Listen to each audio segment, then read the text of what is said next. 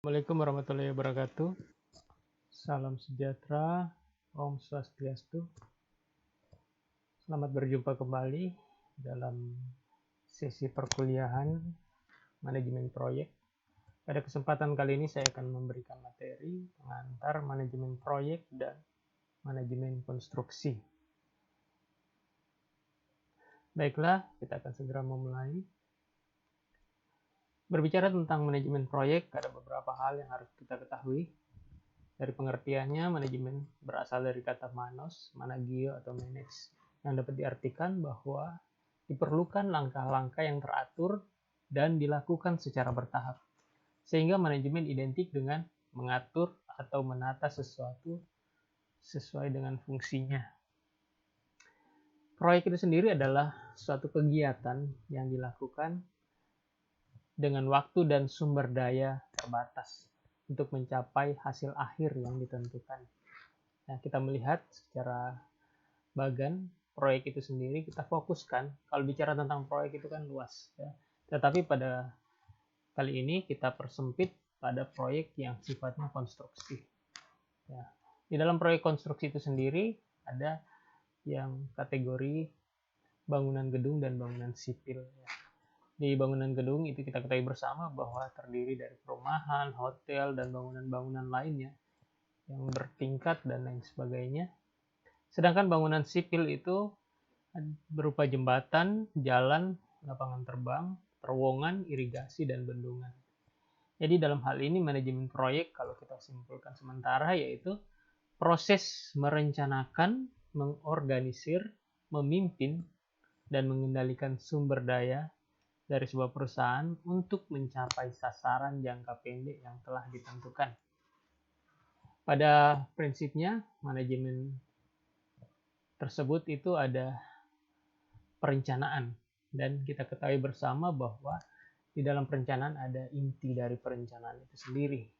Inti perencanaan yang dimaksudkan adalah secara umum, yaitu yang menyeluruh, lazimnya merupakan gambaran yang memuat unsur-unsur 5W1H. Apa itu 5W1H? Kita akan lihat. 5W1H yang pertama, W yang pertama adalah what. What itu maksudnya adalah di dalam perencanaan apa yang dikerjakan. Dalam hal ini adalah materi, material, materi atau objek yang akan dikerjakan apa. Ya. Selanjutnya why. W yang kedua adalah why. Why dalam hal ini bertanya mengapa proyek itu dikerjakan. Ya, dalam hal ini, di dalam why itu sendiri pertanyaan yang membutuhkan dasar pertimbangan.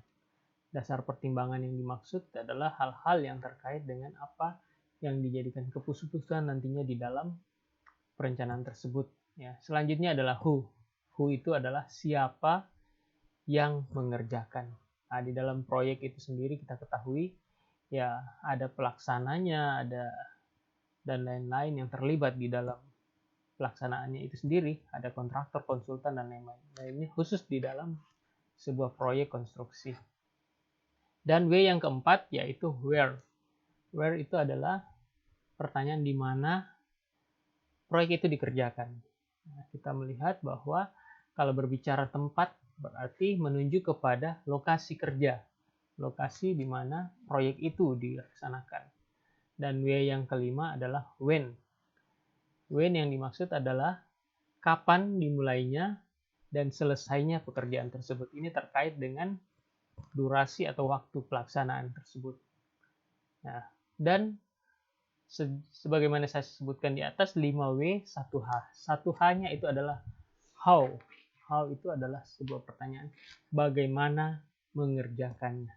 Ini terkait dengan tata cara, tata kerja, dan peralatan-peralatan yang digunakan.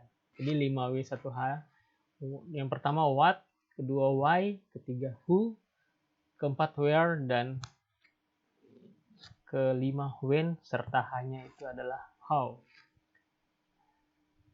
Selanjutnya kita membahas tentang pengantar manajemen konstruksi. Jadi keterkaitan dari sebuah proyek dan kita memfokuskan kepada konstruksi. Nah, dalam artian di dalam konstruksi tersebut ada manajemen yang harus kita perhatikan, yaitu konstruksi dapat didefinisikan sebagai tatanan atau susunan dari elemen-elemen suatu bangunan yang kedudukannya setiap bangunan bagian-bagiannya sesuai dengan fungsinya. Sedangkan manajemen konstruksi itu sendiri adalah usaha yang dilakukan melalui proses manajemen, yaitu perencanaan, pelaksanaan, dan pengendalian terhadap kegiatan-kegiatan proyek dari awal sampai akhir dengan mengalokasikan sumber-sumber daya secara efektif dan efisien. Dalam hal ini untuk mencapai suatu hasil yang memuaskan sesuai sasaran yang diinginkan. Artinya, suatu pekerjaan konstruksi mulai dari tahap perencanaan, pelaksanaan, dan sampai konstruksi selesai, kegiatan-kegiatannya tersusun secara berurutan. Ya, misalnya dalam contoh kasusnya yaitu di dalam membuat sebuah fondasi, ya, di dalam mengerjakan fondasi. Setelah galian selesai, fondasi dikerjakan setelah galian itu selesai. Demikian halnya juga dengan slope. Dalam hal membuat slope itu dikerjakan setelah fondasi selesai. Dan seterusnya pada struktur-struktur selanjutnya, baik dinding, struktur atap, dan seterusnya. Manajemen pada suatu konstruksi merupakan suatu alat untuk mengefektifkan dan mengefisiensikan kegiatan-kegiatan pada proyek tersebut. Parameter yang digunakan di sini adalah fungsi waktu dan biaya dari setiap kegiatan proyek konstruksi tersebut. Selanjutnya kita melihat tujuan dan sasaran dari manajemen proyek konstruksi. Manajemen dalam pelaksanaan konstruksi dilakukan dengan perencanaan dan penjadwalan, yaitu proses yang mencoba meletakkan dasar tujuan dan dasar sasaran, termasuk menyiapkan segala sumber daya untuk mencapai tujuan dan sasaran tersebut. Tujuan dalam pelaksanaan konstruksi adalah untuk menyelesaikan pekerjaan dan mendapat keuntungan dari total biaya yang dikeluarkan. Sedangkan sasaran dalam pelaksanaan konstruksi adalah pengembangan usaha dan peningkatan produktivitas. Sekarang kita melihat perbedaan konstruksi bangunan gedung dan bangunan sipil ini. Kita ketahui bersama tadi ada konstruksi itu terdiri dari konstruksi bangunan gedung dan bangunan sipil. Kita akan melihat perbedaannya. Perbedaan pertama, kalau pada konstruksi bangunan gedung, itu menghasilkan tempat orang bekerja. Ya, dalam hal ini adalah kantor, gudang, dan lain sebagainya. Dalam hal ini, bangunan yang dihasilkan adalah bangunan wadah tempat orang beraktivitas. Sedangkan konstruksi bangunan sipil adalah proyek konstruksi mengendalikan alam untuk kepentingan manusia. Seperti halnya kalau kita melihat ya jembatan, terus bangunan irigasi, jalan raya, itu adalah bangunan sipil. Dalam hal ini boleh dikatakan sebagai prasarana, ya prasarana jalan, prasarana transportasi, jembatan, dan prasarana pengairan, ya, dan masih banyak lainnya. Yang kedua, kalau konstruksi bangunan gedung adalah tempat kerja pada lokasi yang relatif kecil. Ya, kita ketahui kalau relatif kecil itu ya di lingkup bangunan gedung itu sendiri. Sedangkan kalau pekerjaan konstruksi bangunan sipil, pekerjaan berlangsung pada lokasi yang luas dan panjang. Ya. Kalau yang luas bisa kita lihat seperti pada jalan misalnya, atau panjang jalan dan seterusnya, terus luas juga itu pada daerah irigasi, di mana wilayah-wilayah pengairannya, dan juga kalau bicara dengan jembatan juga adalah wilayah tergantung jarak yang didesain terhadap jembatan itu sendiri. Yang berikutnya, yang ketiga adalah perbedaan kalau pada konstruksi bangunan gedung, kondisi fondasi pada lokasi relatif kecil, ya. Yang dimaksudkan di sini adalah hanya terbatas pada lokasi bangunan tersebut, ya. Sedangkan kondisi pada konstruksi bangunan sipil, kondisi fondasinya dalam hal ini geologi pada setiap lokasi sangat berbeda satu dengan yang lainnya. Jadi saya katakan tadi, kalau dia di lingkungan irigasi berarti lokasinya luas karena membutuhkan wilayah pengairan yang luas, ya, dan juga demikian juga pada jalan dan sebagainya. Dan yang terakhir perbedaannya yaitu dalam hal manajemen. Kalau pada konstruksi bangunan gedung, manajemen dibutuhkan untuk progressing pekerjaan. Berbeda dengan konstruksi pada bangunan sipil. Pada konstruksi bangunan sipil, manajemen dibutuhkan untuk memecahkan permasalahan, bukan untuk timbul progres.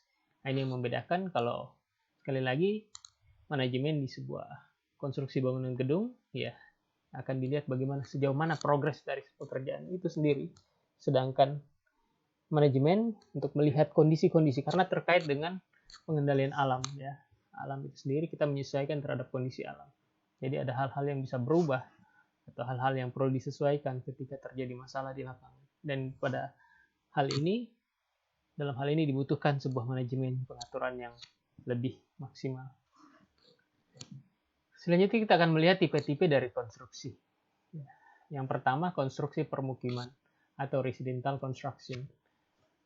Antara lain berupa hunian, rumah tinggal, kompleks pemukiman, dan lain-lain. Penataan yang diperlukan di sini adalah bagaimana menata ruang atau lingkungan dengan mempertimbangkan perkembangan pada masa yang akan datang, misalnya pada 20 tahun mendatang. Dalam hal ini juga perlu dipertimbangkan penataan sistem saluran pembuangan dan lain sebagainya. Yang berikutnya adanya permasalahan yang menandakan bahwa manajemen proyek konstruksi pada pembangunan itu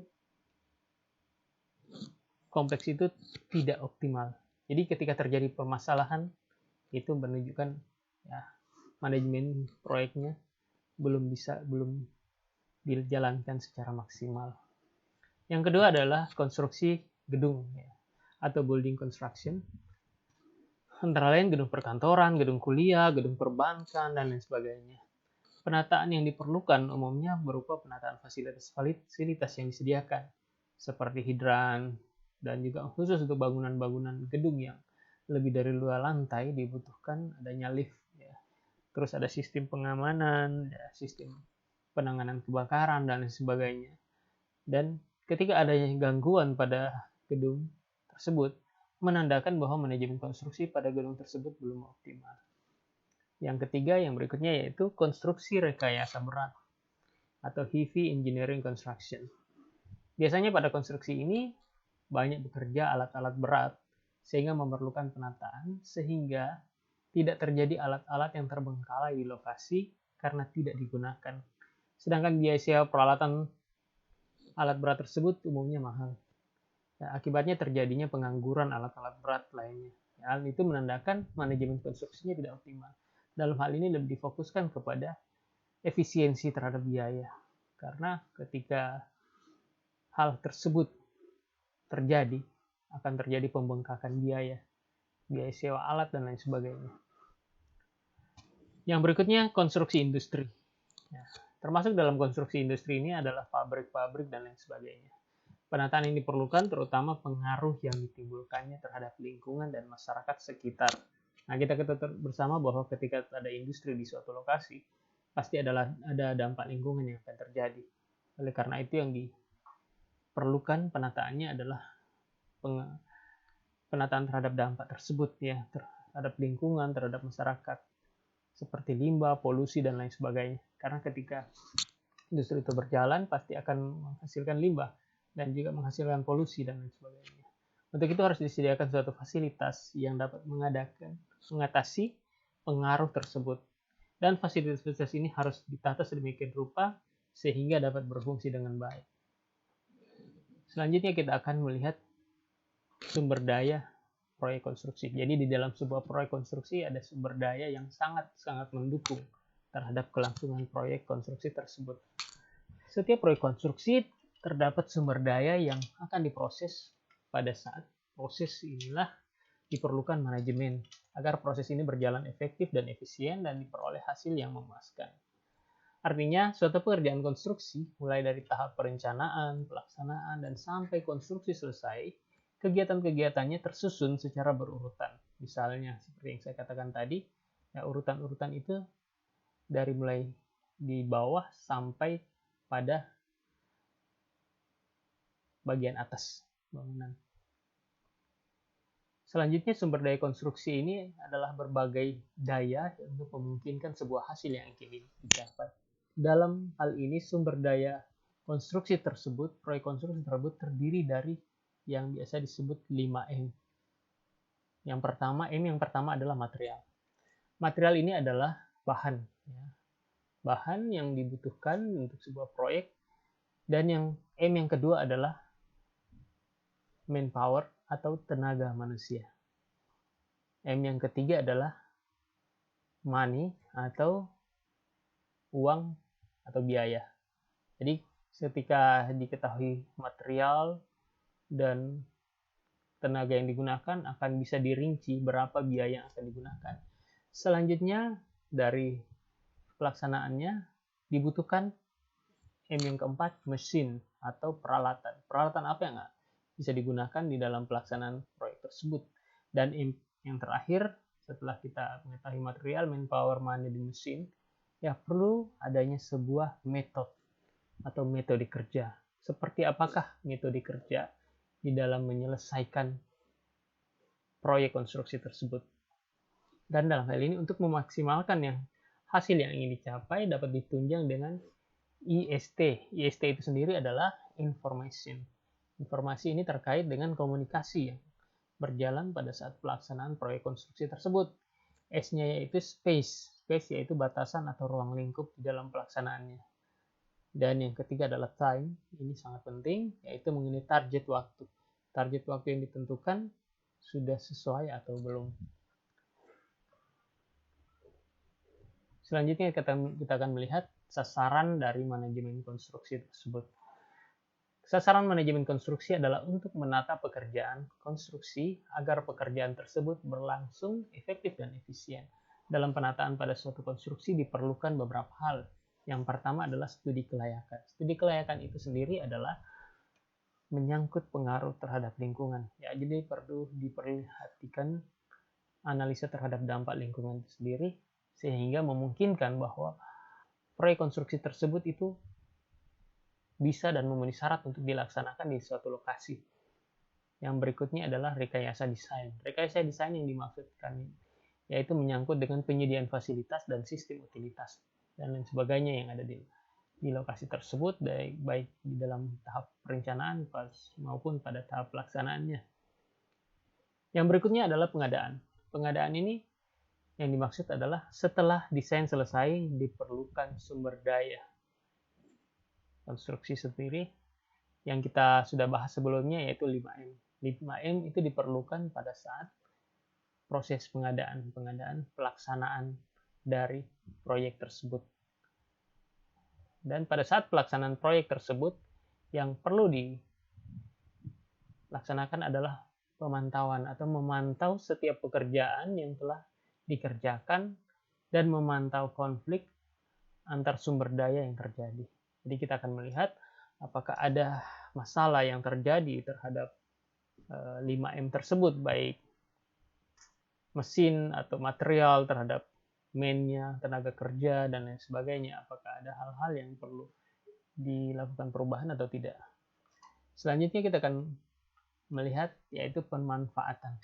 Pemanfaatan yang dimaksudkan dalam hal ini adalah setelah pekerjaan semua rampung dan objek itu siap digunakan. Jadi bangunan tersebut sudah bisa digunakan, sudah bisa dimanfaatkan. Dan tidak cukup sampai di situ. Ketika sudah bisa dimanfaatkan bangunan tersebut, selanjutnya adalah bagian pemeliharaan. Dalam pemeliharaan tersebut ada tata cara yang harus diperhatikan, yaitu diperlukan sebuah manajemen di dalam hal pemeliharaan dari objek tersebut. Demikian pemaparan materi manajemen proyek dari saya. Mohon maaf jika ada hal-hal yang kurang jelas atau kurang dipahami, dan semoga materi yang saya sampaikan ini memberikan manfaat bagi kita semua, dan sampai berjumpa pada pembahasan materi-materi yang lainnya. Terima kasih atas perhatiannya. Assalamualaikum warahmatullahi wabarakatuh. Salam sejahtera bagi kita semua. Om Santi Santi Om.